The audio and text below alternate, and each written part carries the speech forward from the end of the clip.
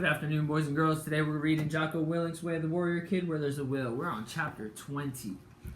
After training jiu-jitsu this whole summer, everything finally paid off. The tournament went great. Nathan, Kenny, Danny, and I all entered the competition along with a few other kids from our academy, including Nora and Zaisa, our two best girls. There were a lot of kids there from other jiu-jitsu schools, and some of them were really good. My mom and dad had to work, but my Uncle Jake came to watch me, and Danny's parents came to watch him. And they brought Anthony with them. Anthony remembered me.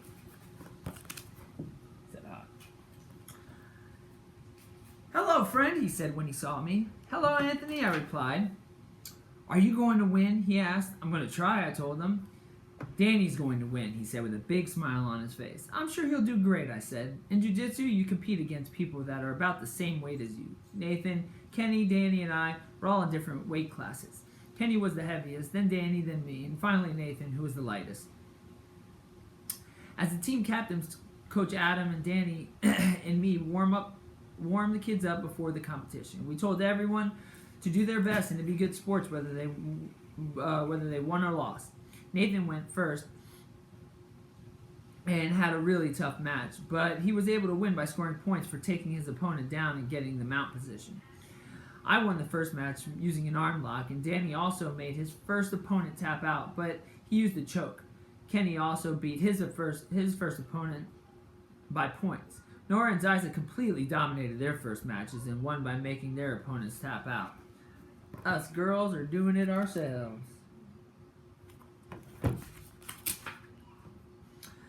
This tournament was a single elimination tournament, which meant if you lost a single match, you were out. But if you won, you get to go against another person that won also. That usually meant that each match would be harder than the last match, and that was definitely true today. Although everyone won their next matches, it was obvious that the competition was getting tougher and tougher. In the third round, Nathan lost when he got caught in a choke. Kenny barely won his match on points. Zaisa and Nora won their matches, and Danny and I also won ours, meaning all of us except Nathan made it to the semifinals. Every time that Danny or I won a match, his brother Anthony was so happy. "I knew you were going to win! I knew you were going to win!" he would shout. He put a big smile on my face to see him that excited. Now he's Team Danny and Mark. In my semifinal match, I was going against a really good kid from another school. I think he had been training longer than I had been, and he was also very strong. He got the takedown on me, and once we hit the mat, he was working really hard to pass my guard. But the harder he worked, the more tired he got. I'd been running so much with Uncle Jake, in addition to training jiu-jitsu, that I was barely out of breath. In the last minute of the match, I felt his energy fade away, and that is when I swept him.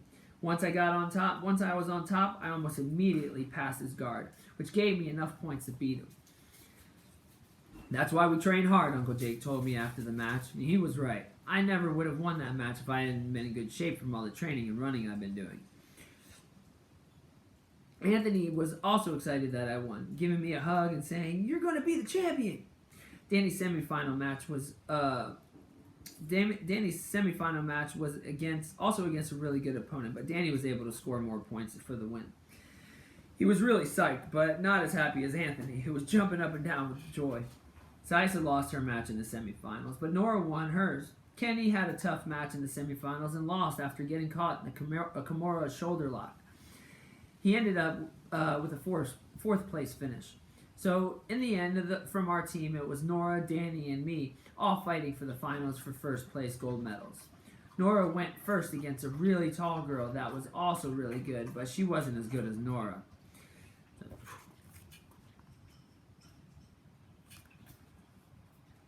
Nora trained so hard and was so focused, she seemed to make everyone else look like beginners. Every move that she made seemed a couple of steps ahead of her opponent. Even in the finals, against a girl that had beaten all the other girls, Nora simply connected move after move until she had her opponent in a triangle choke and made the girl tap out. Nora had one goal. I was up next. My opponent looked really relaxed. And because I'd watched one of his earlier matches, I could tell he was very skilled too.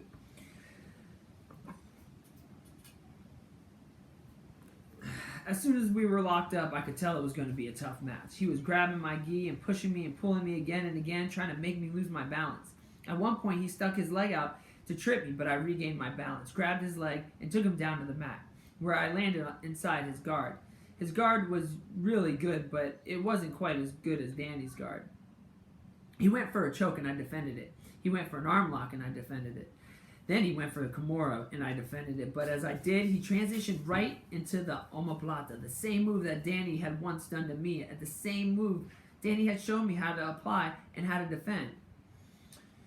You know what to do, Danny shouted from the sidelines. He was right. I did know what to do. I grabbed my thigh near my knee and to reinforce the arm he was attacking.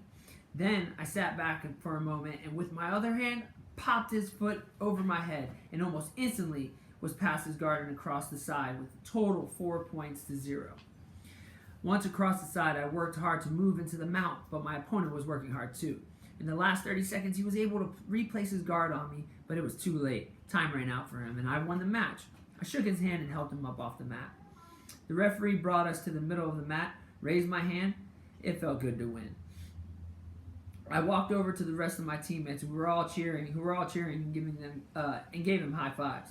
When I got to Danny, I said thanks. I didn't do anything. That was all you, he replied. Not true. I never would have gotten out of that omoplata if it wasn't for you. Danny just smiled and said, we're a team. He was right, and just as he said that, Anthony came up with a big smile on his face and gave me a hug. You're the champion, he said. You're the champion. The last match was Danny against a really good fighter named Tim. I had seen Tim in other jiu-jitsu tournaments, and he was one of the best around. He was totally serious about training and competing. He warmed up wearing headphones and a big robe that covered his gi to help keep his muscles warm. He was like a professional, and when he and Danny got on the mat, it showed. He quickly took Danny down to the mat with a judo trip and immediately passed his guard. Once Tim passed Danny's guard, it looked like Danny could barely move, but he kept fighting. You got to work from there, Danny, Coach Adam yelled from the sidelines. After a real struggle, Danny managed to replace his guard, but it didn't last long. Tim applied some pressure, got past Danny's guard again, and then went to the mount. The score was now 9-0 for Tim. It didn't look good for Danny, but he didn't give up. He kept fighting and eventually was able to elbow escape from the mount and get Tim back into his guard. Once Tim was back inside Danny's guard, I saw it. Danny reached loosely into Tim's gi collar and grabbed it. As Tim put his head down to apply his weight and pass Danny's guard, Danny reached with his other hand over Tim's head, grabbed his own sleeve, and locked him in a loop choke. You got it, I shouted. It took a moment for Tim to realize what was happening. His body suddenly tensed up as he started to struggle, but it was too late. He bucked back and forth a few times, but after a few more seconds, he was done and had to tap. Yes, I yelled as everyone on our team jumped up in the air.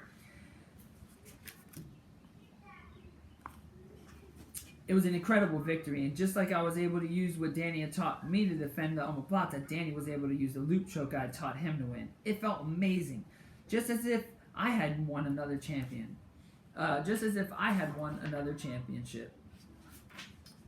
All right, next chapter is 21.